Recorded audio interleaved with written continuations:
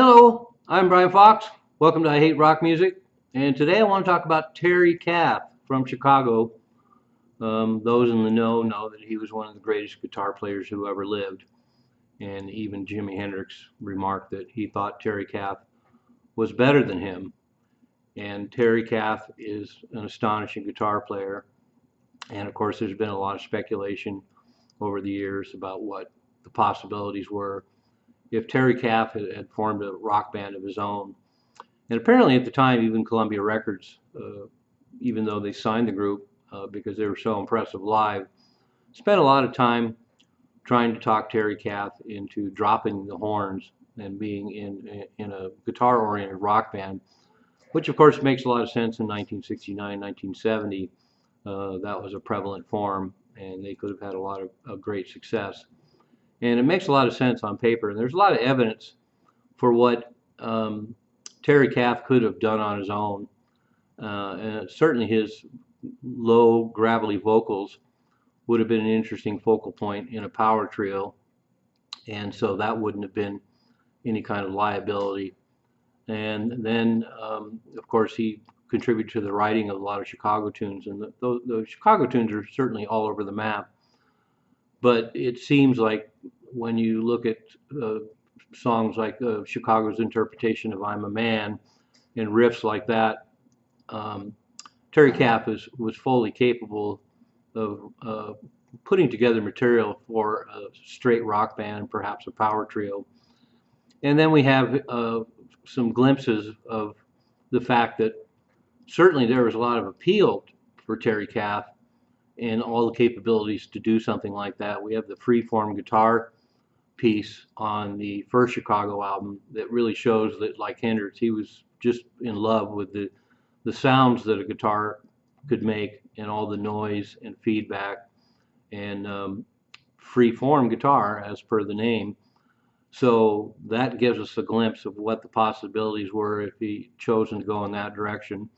And then you have songs like Liberation. Once again, they're very focused on Terry Kath's guitar work. His guitar work is astounding on that piece. His guitar work is astounding on I'm a Man. And then, of course, his guitar work is so astounding on any number of Chicago pieces, 25 or 64, things like that. And so there wouldn't have been any problems with his capabilities as a guitarist. But then we hear, for example, a basically solo piece of his, Thank You Great Spirit, dedicated to Jimi Hendrix.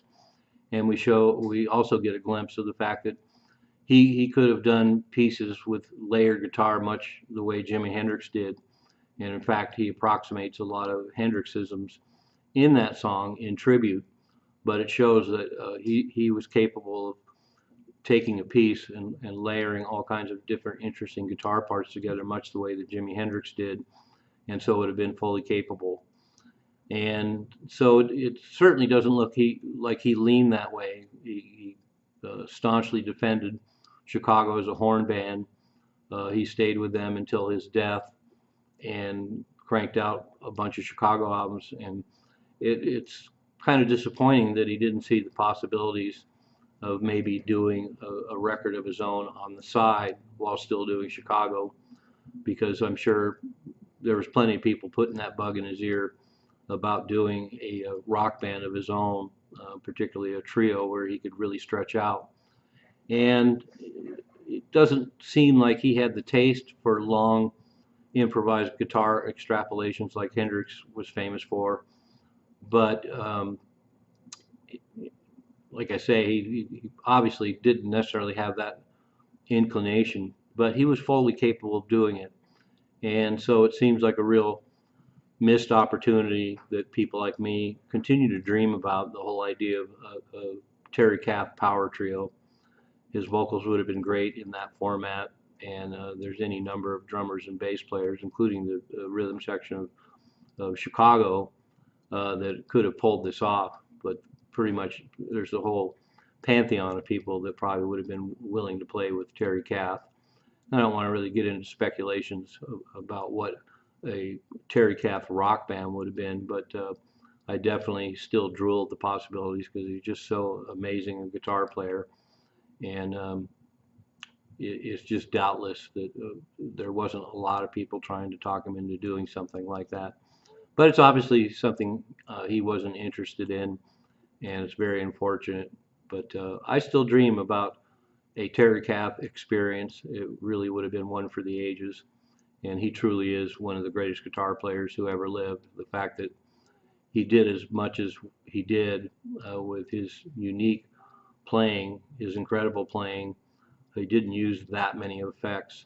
His phrasing was amazing and creative, and he was also had jazz chops, so he could have really stretched the boundaries if he'd wanted to. And as I pointed out on things like freeform guitar, he was fully capable of embracing a lot of noise aspects and a lot of feedback if he'd gone that direction, and it would have been a glorious thing. So anyway, here I am saying what millions of other people have said for decades. It would have been a wondrous thing. I'm Brian Fox. Thanks for watching I Hate Rock Music.